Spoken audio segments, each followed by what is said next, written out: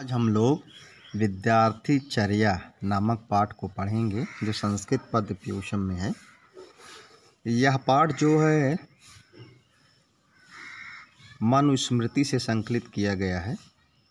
इसमें जो है विद्यार्थी की दैनिक क्रिया और क्या कैसी होनी चाहिए, इस संदर्भ में महर्षि मनु ने महत्वपूर्ण बातें बतलाई हैं। चलिए इसको देखते हैं, एक एक श्लोक हम लोग देखेंगे आज। चलिए पहले श्लोक देखते हैं। ब्राह्मे मुहूर्ते बुद्धेत धर्मार्थौ चानुचिन्तयेत् कायि क्लेशांश तन्मूलान् वेद तत्त्वार्थमेव च वेद तत्त्वार्थमेव च। एक बार पुनः देखते हैं। ब्राह्मे मुहूर्ते बुद्धेत धर्मार्थौ चानुचिन्तयेत् कायि क्लेशांश तन्मूलान् वेद तत्त्वार्थमेव च वेद तत्त्वार्थमेव च। अब इसका अन्वय देखते हैं। देखिए लिखा हुआ ब्राह्मे मुहूर्ते बुद्धेत।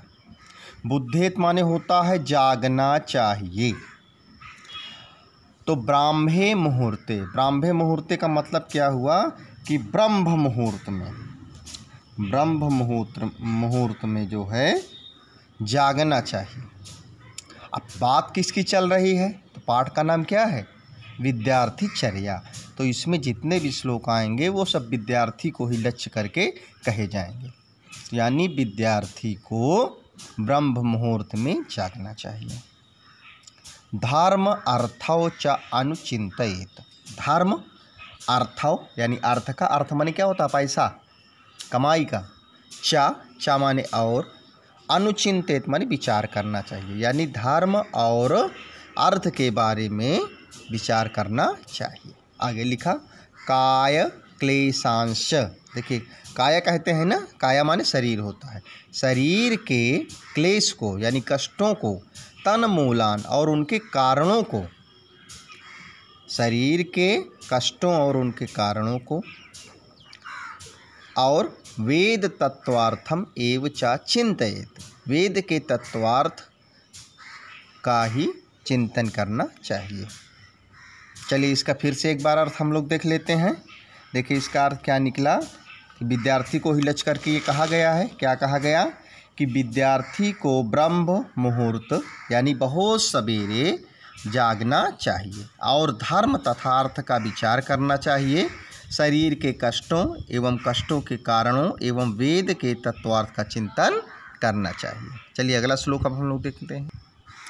ना स्नानम् आचरेत् भुक्त्वा नातुरो न महानिशि नावाशोभिः सहस्रं न विज्ञाते जलाशये ना स्नानम् आचरेत् भुक्त्वा नातुरो न महानिशि नावाशोभिः सहस्रं न विज्ञाते जलाशये न विज्ञाते जलाशये। अन्वय देखते हैं। भुक्त्वा स्नानम नाचरेत। आचरेत अभी ऊपर काले शब्द में भी आया था, तो आचरेत माने करना चाहिए। क्या नहीं, क्या ना, देखिए आचरित के पहले ना, नहीं करना चाहिए। क्या बताया, भुक्त्वा स्नानम ना आचरेत, यानी भुक्त्वा माने खा करके या भोजन करके, स्नानम माने स्नान को, ना माने नहीं, आचरित माने करना चाहिए। तो खाना खा करके स्नान को नहीं करना चाहिए। आगे बताया आतुरा ना, आतुरा माने क्या होता है, आतुरा शब्द का अर्थ देखिए निकलेगा जो है, आतुरा कहते हैं रोगी को। तो बताया कि आतुरा यानी रोगी होने पर ना माने नहीं करना चाहिए। अब किसकी बात इसमें सब कर रहा है, स्नान करने की बात कर रहा है ना, नहीं करना चाहिए। महानिशिना, और आधी रात्र में भी नहीं करना चाहिए। क्या, स्नान। स्नान शब्द हर जगह आएगा। वासोभी सह, वासोभी माने वस्त्रों के साथ, वासोभी शब्द देखेंगे तो तृतीया बहुवचन में बनेगा। तो वस्त्रों के साथ, अदृशम माने लगातार, ना माने नहीं करना चाहिए। क्या? सब स्नान की बात कर रहा, स्नान नहीं करना चाहिए। अविज्ञाते जलाशय, अविज्ञाते, ज्ञाते माने होता है जिसको हम जानते, अविज्ञाते माने जिसको हम नहीं जानते। क्या? जलाशय माने तालाब में, और अज्ञात जलाशय में यानी जिस जलाशय के बारे में आपको नहीं पता है उसमें भी स्नान नहीं करना चाहिए। तो इसने बताया कि भोजन करने के बाद स्नान नहीं करना चाहिए, रोगी होने पर भी नहीं करना चाहिए, महानिश यानी आधी रात में भी नहीं करना चाहिए, वस्त्रों के साथ लगातार जो है वह यानी वस्त्र पहने हुए भी लगातार स्नान नहीं करना चाहिए, और अज्ञात जलाशय में भी स्नान नहीं करना चाहिए। चलिए इसका एक बार अर्थ और हम लोग देखते हैं। देखिए इसका अर्थ निकला कि विद्यार्थी को भोजन करके स्नान नहीं करना चाहिए, अस्वस्थ होने पर तथा घोर रात्रि में भी स्नान नहीं करना चाहिए, वस्त्र पहने हुए भी निरंतर स्नान नहीं करना चाहिए, तथा अनजान अर्थात अज्ञात जलाशय अर्थात तालाब में स्नान नहीं करना चाहिए। चलिए अब हम लोग अगला श्लोक देखते हैं। चलिए श्लोक देखते हैं। नोच्छिष्टं क्वचिदद्यान् न दद्याच्चैव तथान्तरा न चैवत्यसनं कुर्यान्न चोच्छिष्टं क्वचिद् व्रजेत्। इसको देखिए अलग अलग करके पढ़ेंगे, कैसे पढ़ेंगे। नाउच्छिष्टं कस्यचिद् दद्यान्नाद्याच्चैव तथान्तरा न चैवत्यसनं कुर्यान्न चाउच्छिष्टः क्वचित् व्रजेत्। व्रजेत शब्द भी पहले आया है ना, व्रजेत माने क्या होता है? जाना चाहिए, इसमें व्रज धातु है। चलिए देखते हैं, अन्वय देखते हैं। कस्यचित् माने किसी को, उच्छिष्टम माने झूठा, ना माने नहीं, दद्यात् माने देना चाहिए। किसी को झूठा नहीं देना चाहिए। चा माने और, नैव, नैव माने नहीं करना चाहिए। क्या नहीं करना चाहिए? अंतरा चा, अंतरा माने बीच बीच में, अद्यात् माने खाना चाहिए, और बीच बीच में खाना भी नहीं खाना चाहिए। ना चा माने और, अति अश्नम अधिक भोजन भी, एव कुर्यात यानी नहीं करना चाहिए, और अधिक भोजन भी नहीं करना चाहिए। क्वचित चा, और कहीं भी, ये चा शब्द क्वचित के पहले जाएगा तो अर्थ निकलेगा और कहीं भी उच्छिष्टम ना व्रजेत। उच्छिष्टम माने झूठे मुँह, झूठा नहीं, व्रजेत माने नहीं जाना चाहिए, और कहीं भी झूठे मुँह नहीं जाना चाहिए। इसमें बताया, देखिए ये सब श्लोक विद्यार्थियों को लक्ष्य करके बताए जा रहे हैं कि किसी को झूठा नहीं देना चाहिए, बीच बीच में भोजन नहीं करना चाहिए, अत्यधिक भोजन नहीं करना चाहिए, और झूठे मुँह कहीं नहीं जाना चाहिए। चलिए एक बार इसका अर्थ और हम लोग देखते हैं। देखिए इसका अर्थ क्या निकला कि किसी को झूठा नहीं देना चाहिए, बीच बीच में खाना नहीं खाना चाहिए, और बहुत अधिक भोजन नहीं करना चाहिए, तथा झूठा मुँह कहीं नहीं जाना चाहिए। चलिए अब हम लोग अगला श्लोक देखेंगे। अभिवादनशीलस्य नित्यं वृद्धोपसेविनः चत्वारि तस्य वर्धन्ते आयुर्विद्या यशोबलम्, आयुर्विद्या यशोबलम्। अभिवादनशीलस्य नित्यं वृद्धोपसेविनः चत्वारि तस्य वर्धन्ते आयुर्विद्या यशोबलम्, आयुर्विद्या यशोबलम्। चलिए अन्वय देखते हैं। अभिवादनशीलस्य, अभिवादनशीलस्य का मतलब निकलता है प्रणाम करने के स्वभाव वाले की, नित्यम माने सदैव, वृद्धोपसेविनः सदैव जो है वृद्धोपसेविनः तथा वृद्धों की सेवा करने वाले की, तस्य माने उसकी, आयु माने आयु, विद्या माने विद्या, यश माने यश और बल, चा माने और बल, इति चत्वारि वर्धन्ते ऐसे चारों चीज़ें बढ़ती। कौन कौन चीज़ बढ़ती है?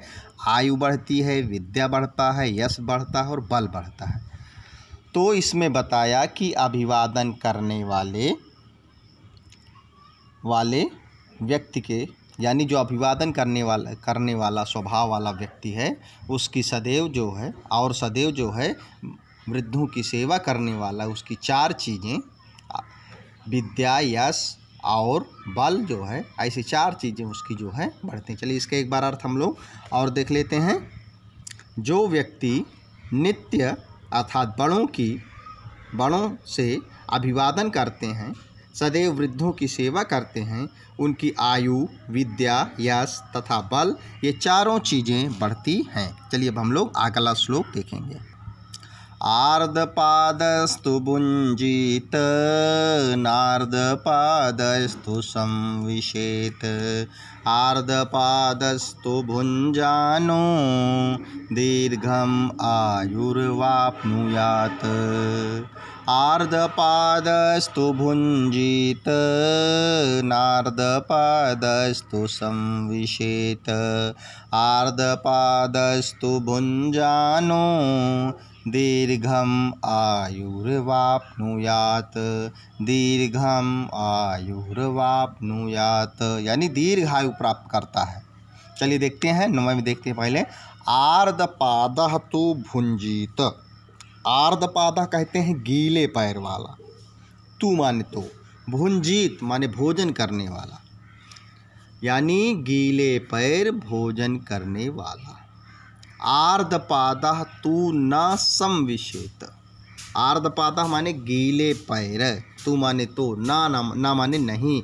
समविशेत, समविशेत का मतलब होता है सोना चाहिए, यानी कि एक और तो बताया कि गीले पैर जो है खाना खाना चाहिए। गीले पैर का मतलब कि पैर धोने के बाद उसको बिना पोंछे हुए भोजन करना चाहिए। फिर बताया कि आर्धपादः तु न संविशेत, यानी आर्धपादः माने गीले पैर, ना माने नहीं, तू माने तो, संविशेत माने सोना चाहिए। गीले पैर कभी सोना नहीं चाहिए। आर्धपादः तु भुञ्जाना। आर्धपादः माने गीले पैर वाला, तू माने तो, भुञ्जाना माने भोजन करता हुआ, जनः माने लोग, मनुष्य, दीर्घम आयु आप्नुयात्। दीर्घम माने लंबी, आयु माने आयु, आप्नुयात् माने प्राप्त करता है।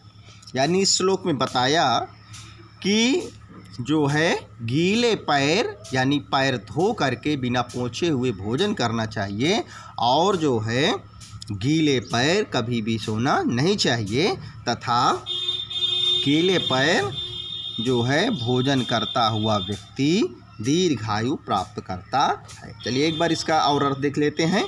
गीले पाँव अर्थात धोने के बाद बिना पोंछे भोजन करना चाहिए। गीले पैर नहीं सोना चाहिए। गीले पैर भोजन करता हुआ दीर्घायु को प्राप्त करता है। चलिए अब हम लोग अगला श्लोक देखेंगे। बहुत ही अच्छा श्लोक है, चलिए इसको हम लोग देखते हैं।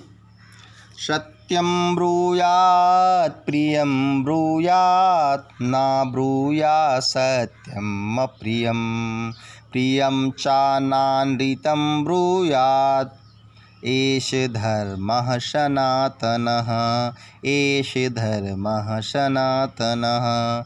सत्यं ब्रूयात् प्रियं ब्रूयात् ना ब्रूयात् सत्यम् अप्रियं प्रियं चानानृतं ब्रूयात् एष धर्मः सनातनः एष धर्मः सनातनः। इसका अन्वय देखते हैं। सत्यम माने सत्य, ब्रूयात माने बोलना चाहिए, सत्य बोलना चाहिए। प्रियम ब्रूयात यानी प्रिय बोलना चाहिए। सत्यम अप्रियम ना ब्रूयात। अब बताया कि सत्य और अप्रिय, ना माने नहीं, ब्रूयात माने बोलना चाहिए। सत्य और अप्रिय नहीं बोलना चाहिए। चा माने और प्रियम आनृतम ना ब्रूयात। प्रियम माने अच्छा लगने वाला, आनृतम माने झूठ, ना माने नहीं, ब्रूयात माने बोलना चाहिए। यानी प्रिय झूठ जो है नहीं बोलना चाहिए, और प्रिय झूठ भी नहीं बोलना चाहिए। आगे बताया एषः सनातनः धर्मः। एषः माने यह, सनातन धर्म माने, सनातन माने जो पहले से चला आ रहा धर्म है, ये जो है सनातन धर्म है। चलिए इसका एक बार अर्थ हम लोग जो है और देख लेते हैं। सत्य बोलना चाहिए, प्रिय बोलना चाहिए, बुरा लगने वाला सत्य नहीं बोलना चाहिए, अच्छा लगने वाला झूठ नहीं बोलना चाहिए, यह शाश्वत धर्म है। शाश्वत का मतलब कि पहले से चला आ रहा धर्म है। चलिए अब हम लोग अगला श्लोक देखेंगे। चलिए श्लोक को देखते हैं। ना पाणिपाद चपलो, ना नेत्र चपलो अनृजुः, ना स्याद् वाक्य चपलश्चैव, ना परद्रोह कर्मधिः। ना पाणिपाद चपलो, ना नेत्र चपलो अनृजुः, ना स्याद् वाक्य चपलश्चैव, ना परद्रोहो कर्मधिः, ना परद्रोहो कर्मधिः। अन्वय देखते हैं। पाणिपाद चपला ना, यानी पाणी माने हाथ होता है, पाद माने पैर होता है, यानी हाथ और पैर से चपला, चपला माने चंचल, ना माने नहीं होना चाहिए, हाथ और पैर से चपल यानी चंचल नहीं होना चाहिए। नेत्र चपलाना, और नेत्रों से भी चंचल नहीं होना चाहिए। अनऋजुः, अनऋजुः का मतलब देखिए, ऋजु माने क्या होता है, सीधा होता है। अनऋजुः माने जो सीधा न टेढ़ा, अर्थात कठोर स्वभाव वाला भी नहीं होना चाहिए। वा माने अथवा। वाक चपलश्च ना, बहुत वाचाल नहीं होना चाहिए, बहुत बोलने वाला भी जो है नहीं होना चाहिए। आगे देखते हैं। यानी इसको कह सकते हैं कि वाणी से भी चंचल नहीं होना चाहिए। परद्रोह कर्मधि, परद्रोह कर्मधि का मतलब निकलता है कि पर माने क्या होता है, दूसरा होता है, यानी दूसरों के साथ द्रोह करने में भी धी माने बुद्धि चानैव नहीं होनी चाहिए, यानी दूसरों के साथ द्रोह करने में भी बुद्धि रखने वाला नहीं होना चाहिए। चलिए इसका एक बार अर्थ और देखते हैं। चंचल हाथ पैर वाला नहीं होना चाहिए, चंचल नेत्रों वाला नहीं होना चाहिए, कठोर स्वभाव वाला नहीं होना चाहिए, चंचल वाणी वाला नहीं होना चाहिए, दूसरों से द्रोह कर्म में बुद्धि रखने वाला नहीं होना चाहिए। इसको ऐसे भी कह सकते हैं, चंचल हाथ पैर वाला नहीं होना चाहिए, चंचल नेत्रों वाला, कठोर स्वभाव वाला, चंचल वाणी वाला, दूसरों से द्रोह कर्म में बुद्धि रखने वाला नहीं होना चाहिए। चलिए अब हम लोग अगला श्लोक देखते हैं। चलिए देखते हैं। सर्वलक्षणहीनोऽपि यः सदाचारवान् नरः, श्रद्धानो अनसूयश्च शतं वर्षाणि जीवति, शतं वर्षाणि जीवति। सर्वलक्षणहीनोऽपि यः सदाचारवान् नरः, श्रद्धानो अनसूयश्च शतं वर्षाणि जीवति, शतं वर्षाणि जीवति। शतम माने 100, वर्षाणि माने वर्षों तक, जीवति माने जीवित रहता है, 100 वर्षों तक जीवित रहता है। चलिए अन्वय में देखते हैं, इसका अर्थ पूरा क्लियर समझते हैं। सर्वलक्षणहीनः अपि, इसका मतलब निकला कि सभी लक्षणों से हीन होता हुआ भी, अपि माने भी, या इसको कह सकते हैं कि सभी शुभ लक्षणों से हीन होता हुआ भी, यह माने जो, नरः माने मनुष्य, सदाचारवान भवति, जो सदाचारवान होता है, श्रद्धानः माने श्रद्धा से युक्त है, और अनसूयश्च, अनसूयश्च का मतलब निकलता है निंदा ना करने वाला, सह माने वह, शतं वर्षाणि जीवति, वह 100 वर्षों तक जीवित रहता है। यानी सभी लक्षणों से हीन होता हुआ भी, यानी सभी शुभ लक्षणों से हीन होता हुआ भी जो मनुष्य सदाचारवान होता है, श्रद्धा से युक्त तथा किसी की निंदा ना करने वाला होता है, वह सामान्य वह 100 वर्षों तक जीवित रहता है। चलिए इसका एक बार अर्थ हम लोग और देख लेते हैं। सभी शुभ लक्षणों से हीन होता हुआ भी जो मनुष्य सदाचारी है, श्रद्धा रखने वाला है और दूसरों की निंदा ना करने वाला होता है, वह 100 वर्षों तक जीवित रहता है। इसको फिर ऐसे भी कह सकते हैं, सभी शुभ लक्षणों से हीन होता हुआ भी जो मनुष्य सदाचारी, श्रद्धा रखने वाला और दूसरों की निंदा न करने वाला होता है वह 100 वर्षों तक जीवित रहता है। चलिए अब हम लोग अगला श्लोक देखेंगे। सर्वं परवशं दुःखं सर्वं आत्मवशं सुखम् एतत् विद्या समासेन लक्षणं सुखदुःखयोः लक्षणं सुखदुःखयोः। सर्वं परवशं दुःखं सर्वं आत्मवशं सुखम् एतत् विद्यात् समासेन लक्षणं सुखदुःखयोः लक्षणं सुखदुःखयोः। चलिए देखते हैं, अन्वय देखते हैं। सर्वम माने सभी का, परवशम माने दूसरे के वश में रहना, दुखम माने दुख है। सभी का दूसरे के वश में रहना दुख है। सर्वम आत्मवशम सुखम, सर्वम माने सभी का, आत्मवशम माने खुद के वश में रहना, सुखम माने सुख है। एतत् माने इसको, सुख दुःखयोः सुख और दुख का, दोनों का, समासेन। देखिए समासेन, समास शब्द क्या होता है? समास शब्द का अर्थ क्या होता है? संक्षिप्त। तो समासेन का अर्थ निकलेगा संक्षिप्त रूप से।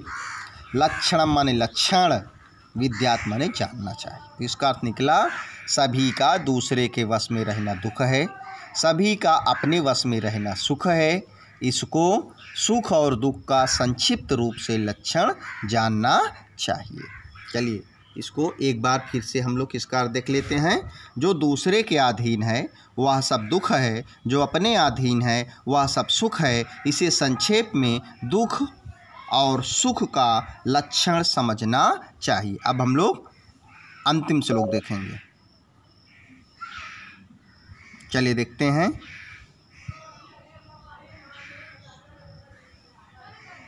चलिए अंतिम श्लोक क्या है? एकाकी चिंतये नित्यं विवक्ते हितमात्मनः एकाकी चिंत्यमानो हि परम श्रेयो अधिगच्छति परम श्रेयो अधिगच्छति। एकाकी चिंतये नित्यं विवक्ते हितमात्मनः एकाकी चिंतमानो हि परम श्रेयो अधिगच्छति परम श्रेयो अधिगच्छति। चलिए अब इसका हम लोग अन्वय देखेंगे और अन्वय के साथ अर्थ भी देखेंगे। चलिए देखते हैं। एकाकी माने अकेला, नित्यम माने सदैव, विवक्ते माने एकांत में, यानी अकेला सदैव एकांत में। आत्मनः माने खुद का, खुद के, हितम माने हित का, चिंतयेत माने चिंतन करना चाहिए। यानी इसका अर्थ निकला एकांत में अकेला होते हुए सदा अपने हित के विषय में विचार करना चाहिए। आगे बताया ही माने क्योंकि, एकाकी माने अकेला, अकेला, चिंतमान माने विचार करता हुआ या अपने हित के बारे में चिंतन करने वाला मनुष्य परम श्रेयः अधिगच्छति परम कल्याण को प्राप्त करता है। चलिए फिर से इसका देखते हैं एक बार। एकांत में अकेला होता हुआ सदा अपने हित के विषय में विचार करना चाहिए, क्योंकि अकेले ही अपने हित का चिंतन करने वाला पुरुष परम कल्याण को प्राप्त होता है। चलिए सर्वेषां कृते नमो नमः। ये पाठ समाप्त हुआ।